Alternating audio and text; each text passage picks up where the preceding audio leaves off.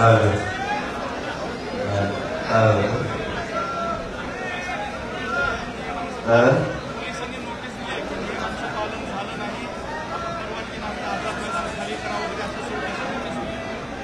झालं? पोलिसांनी नोटीस दिली आहे ना, त्या नियमाचं पालन झालं नाही, आजार हे बघा, आम्ही आज नाही तर 22 वर्षापासून जवळपास आम्ही लोकशाही मार्गाने कायद्याच्या चौकटीत राहून न्यायालयाचे सगळे नियम पाळून 40 वर्षापासून आंदोलन करतो. आज नवीन करत नाही. गेल्या 2 वर्षापासून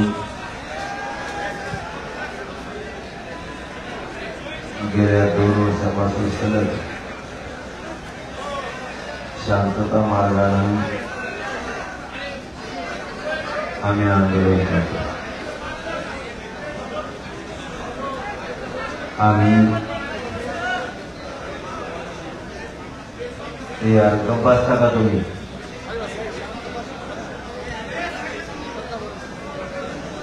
हात जोडायला करू नका.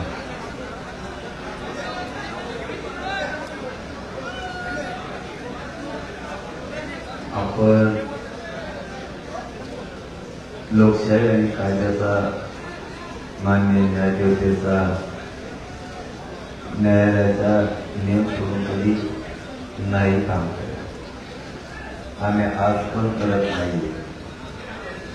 माननीय न्यायदेवतेने आम्हाला न्याय आतापर्यंत दिलाय. आम्हाला गरीब लोकांना असे आहे, न्यायदेवता गरीब लोकांचा आधार बनून गोरगरिबांच्या मागण्यासाठी आंदोलनासाठी आमच्या बाजूला नक्की न्याय करत.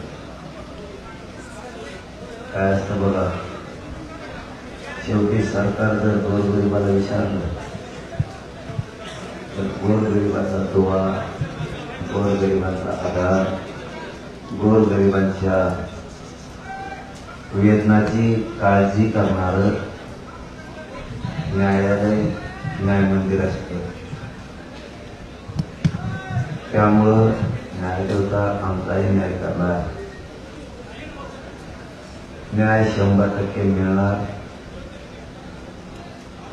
न्यायदेवता आमच्या वेदना जाणून घेईल आणि आम्ही कुठेही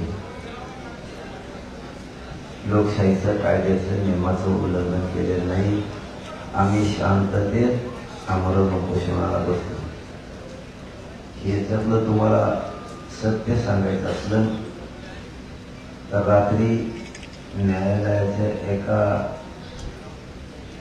विषयावरून आम्ही रात्री सांगितलं, रोडवरच्या सगळ्या गाड्या काढा, मैदानाला लावा. तर एका 4 ते 5 घंट्यात रस्त्यावर आमची एक सुद्धा आमच्या पोराने गाडी ठेवली नाही. आता मुंबईत कुठेही ट्रॉफिक नाही.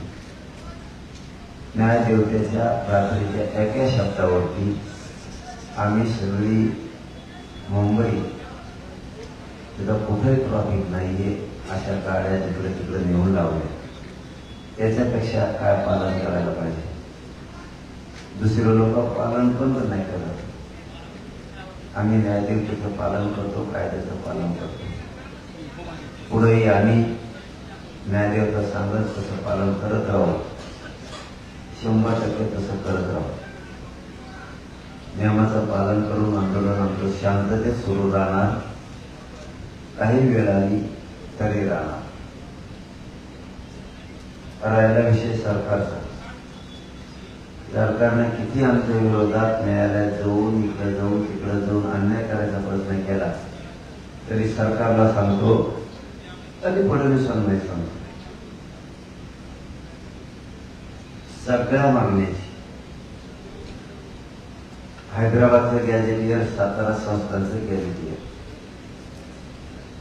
याची अंमलबजावणी झाल्याशिवाय मुंबई सोडत नाही.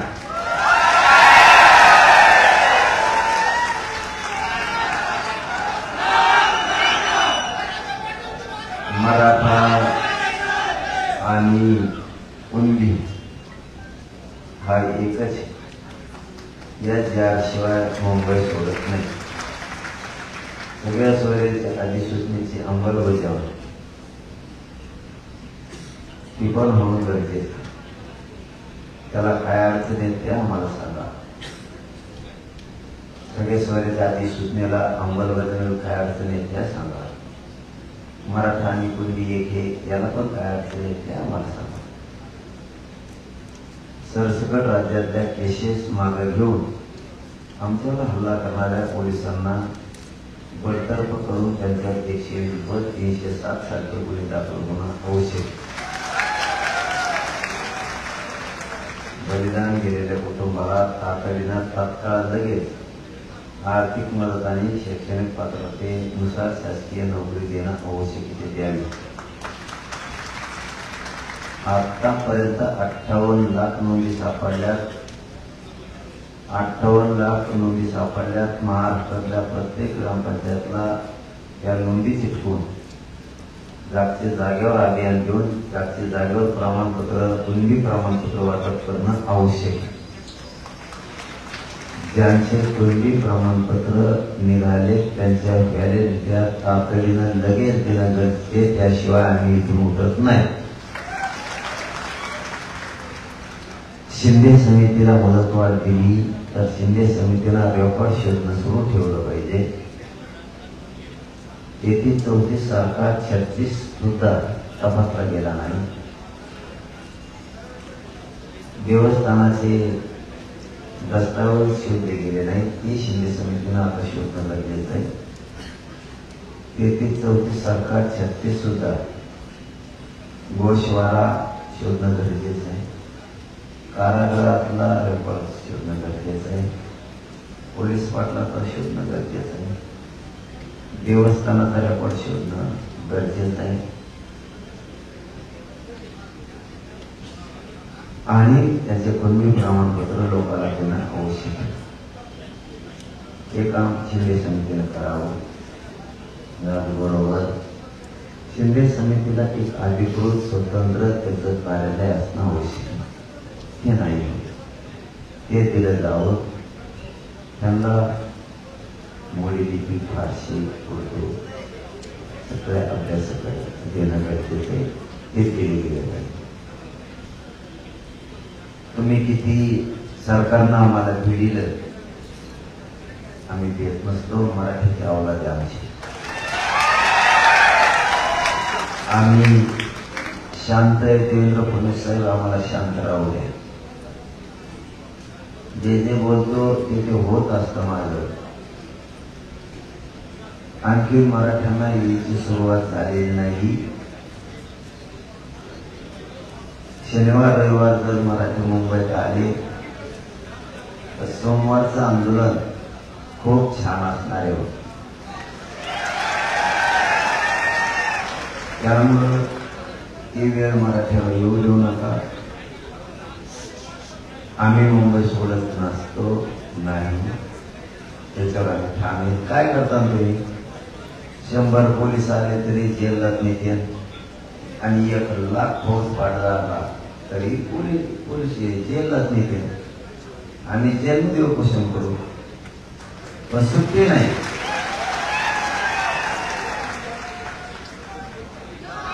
तुम्ही एखाद्या समाजावर अन्याय होईल असं वागू नका.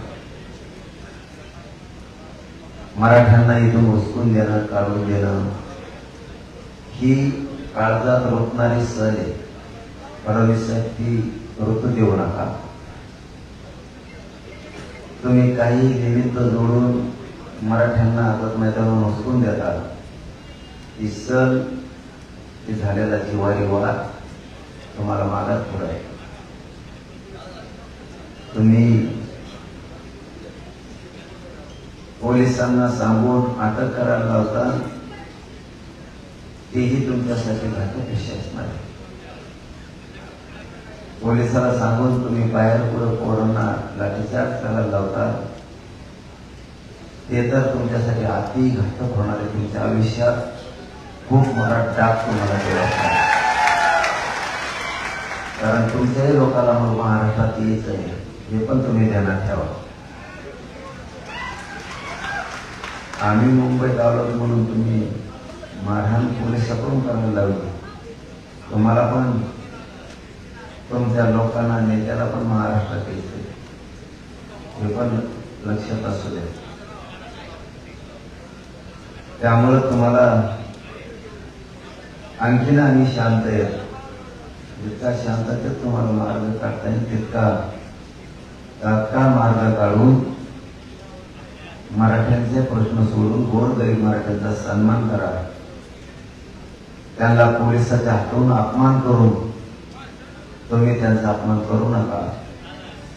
त्यांचा सन्मान केला तर देवेंद्र फडणवीस साहेब हे गरीब लोक तुम्हाला कधी विसरणार नाही. पण जर कधी त्यांचा अपमान केला तर त्यांच्या डोक्यात अपमानाचा बदला घ्यायची जीव तयार होईल. त्यामुळं गोडीत तुम्हाला जे करता येते करा. तुम्हाला वाटत असेल तुमच्यापेक्षा आमची संख्या, तुम्ही ज्याच्या जीवावर बोलता त्यांच्यापेक्षा आमची संख्या जवळपास 9.5 पट जास्त आहे. 9.5 पट. जिकडं नाही घुसायचं तिकडं घुसू नका.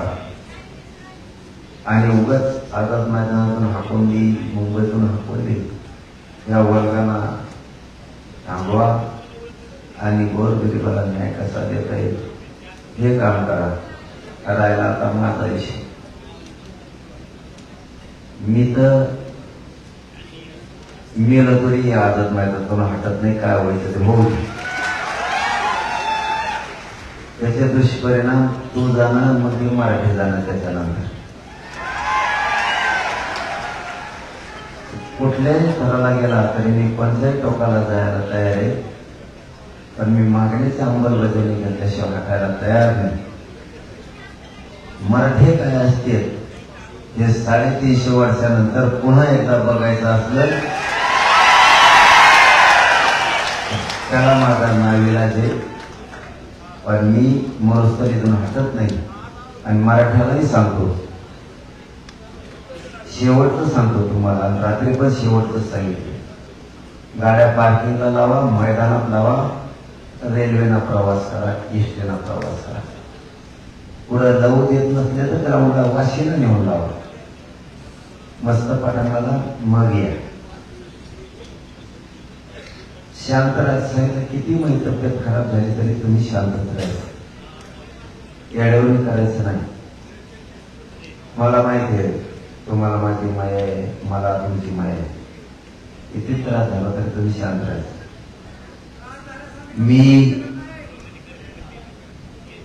मी मेल्याच्या नंतर तुम्ही तरी पण शांतच राहा. माझं आव्हान. त्याच्यानंतर तुम्हाला काय करायचं तुम्ही तुमचं करा. पण तरीही त्याच्यानंतरही माझं म्हणणं आहे तुम्ही शांत राहा. ही लढाई शांततेने लढायची, जिंकायची. मी मरुस्त घातणार नाही हे देवेंद्र फडणवीसला ठासून सांगतो की मी मरुस्त मुंबई सोडत नाही. फक्त कारण करू नका. न्यायालयाच्या सगळ्या नियमाचं आपल्या पोरांनी पालन करावं. जसं रात्री केलं तसं. न्यायदेवता आपल्यासाठी गोरगरिबांचा आधार आहे.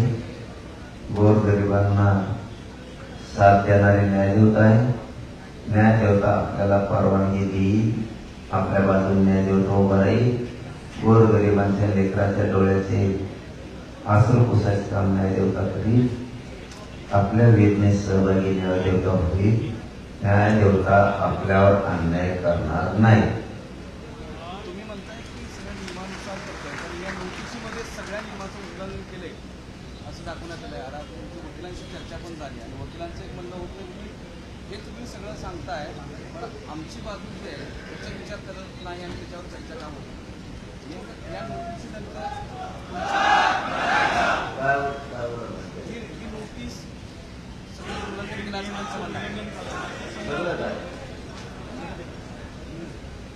आता तुम्ही सांगितलं रस्त्यात गाड्या काय, तुम्ही सांगितलं 5,000 लोक ठेवा, 5,000 ठेवले. आता काय कशा काय असते? अरे बाबा,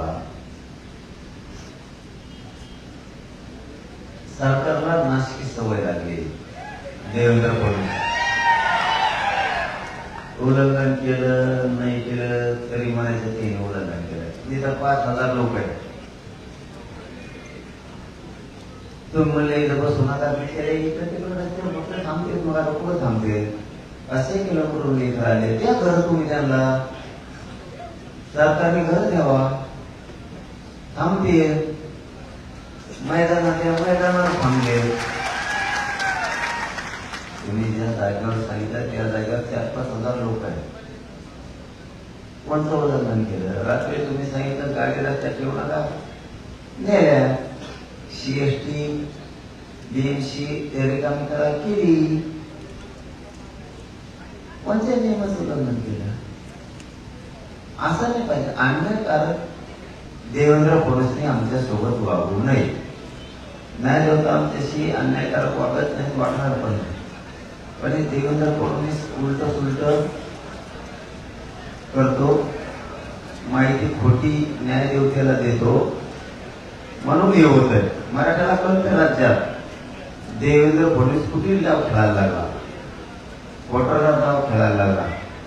न्यायदेवतेला खोटी माहिती देवेंद्र फडणवीस देतो आणि आमच्या मराठ्यावर अन्याय करतो. याचे पण दुष्परिणाम देवेंद्र फडणवीसला भोगावे लागतील.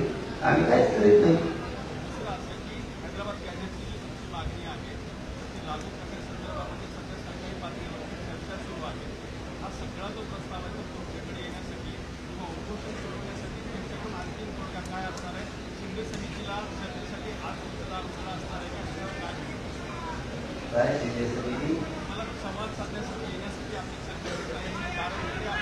आमची सरकार सोबत पहिल्या दिवसापासूनच तयारी चर्चेची. आम्ही कोण नाही म्हणलो, पण हैदराबाद नाही. हैदराबाद तर पाहिजेच गॅजेटेड, पण सातारा संस्थान सुद्धा पाहिजे.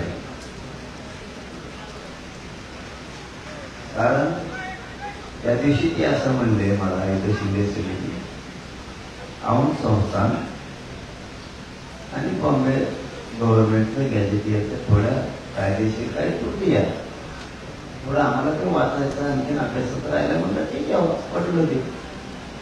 हैदराबाद गॅजेटियर आणि सातारा संस्थानचं गॅजेटियर मला पाहिजे. त्याचा तुमचा अभ्यास झालाय? ते म्हणले हो.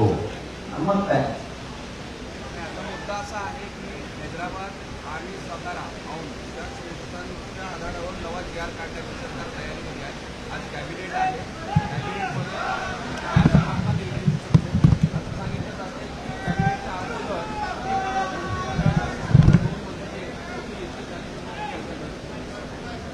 माझं म्हणणं काय, 30-35 मंत्री आणि तो 2 आहे. किती आहे?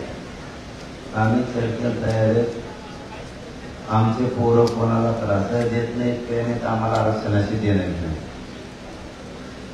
ते आले तरी त्यांचा सन्मानपूर्वक त्यांना आमचे पोरं वाटायला होतील, सन्मानपूर्वक त्यांना चर्चाही करतील. पण एक गोष्ट लक्षात ठेवा, मी मागितलेले 4ही गॅजेटी आहे. त्यापैकी 2चं त्यांचं म्हणणे थोडा अभ्यास त्याचा राहिलेला आहे आणि समजून घ्यावं लागतं. राहिलं असेल ते बॉम्बे गव्हर्नमेंटचं गॅजेटला पुढं 30 पेटी असं त्यांचं म्हणणं आहे. ठीक आहे, आपण समजून घेऊ. मग हैदराबादचं गॅजेटी आहे आणि सातारा संस्थांचं गॅजेटी आहे. याची अंमलबजावणी करा. तुम्हाला हरकत काय? अभ्यास झाला आहे का? हो झाला. मग देऊन टाका दोन्ही गॅजेट. मी ते ऐकत नाही एकंठी, दोन्ही पण.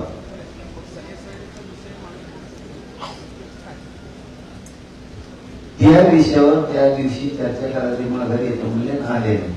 होईल चर्चा. हे बघा, माझ्या समाजाला एक गोष्ट पक्की माहिती, मी कुठलाच मुद्दा मागं राहू देत नाही.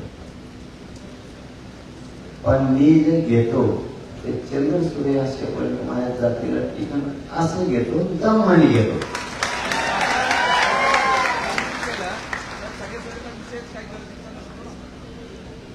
तुम्हाला ते झाल्यावर प्लीज घेऊन सांगा. तोवर मी काही बोलत नाही, खो देत नाही मी कोणाला. कबड्डी खेळायच्या आधी खो द्यायचा नाही, कबड्डी खेळायला लागेल खो द्यायचं.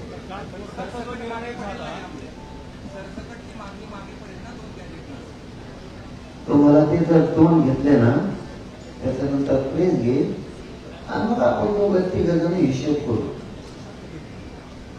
कशाने कशाला काय म्हणतात, कशाने कशाने काय होत असतात. पण फक्त बघा माझ्या मी जी पूर्वजांनी दिलेली शिकवण घास घास तोंडात घालावा. एकटाच जर मोबाईलवर घातलं तर काही तोंडाच्या खाली पडत आणि काही नड्यात होत आणि मग ते पचत नाही तर हाताने तेवढंच बाहेर पडत.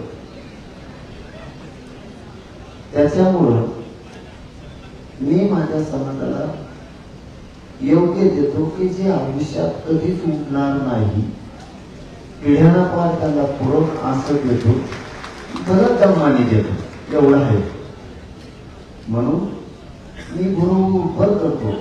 फक्त पोरावर तुम्ही शांत राहा. मला आणि माझ्या समाजाला डाग लागल, खाली मन घालावं लागेल असं वागू नका.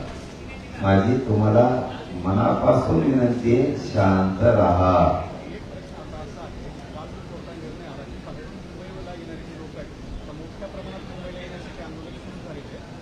कधी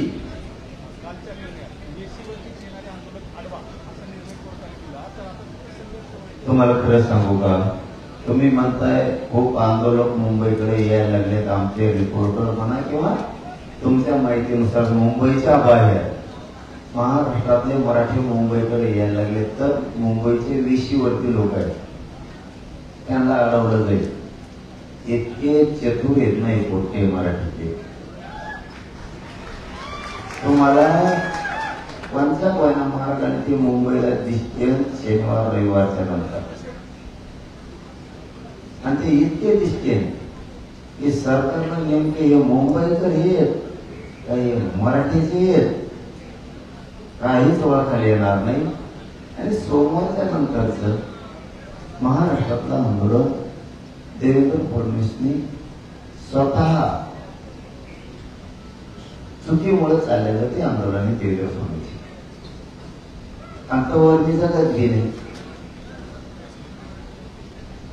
इतके दिवस उपोषण मला तुमच्या सगळं बोलायचं म्हटलं का आणि पाणी प्यावं लागतं म्हणून बोलावं लागतं. तुम्हाला एक फोटो बोलायची मला गरज नाही. नवीन पत्रकार बांधतो यांना ठीक यांना फोटो बी वाटत. तुम्ही 2 वर्षात माहिती आहे तुम्हाला मला काय काय कोणत्या वेळेला करावं लागतं. मराठी मुंबईत येणार कोणी त्यांना वेळ शिकत नाही. आणि आडीनं तरी बी ते बघा तुम्ही कशा मार्गाने मुंबई. आणि ते दिवस देवेंद्र फडणवीस साहेबांनी येऊ देऊ नये आणखीला त्यांच्याविषयी आमच्या मनात कटुता नाही. आणखीन पण इतका त्रास दिला त्याने आम्हाला. परवानग्या रद्द केल्या, कोरडा त्रास दिला, झोपून दिलं नाही, पाणी दिलं नाही, भाकरी दिलं नाही, जेवायला दिलं नाही, मुंबईत फिरू दिलं नाही, इतका त्रास दिला देवेंद्र फडणवीस. तरी आमच्या मनात त्यांच्याविषयी कटुता नाही. त्यांनी आमच्या मागण्याची अंमलबजावणी करावी, बस. आम्हाला काय अपेक्षा नाही. चला, धन्यवाद.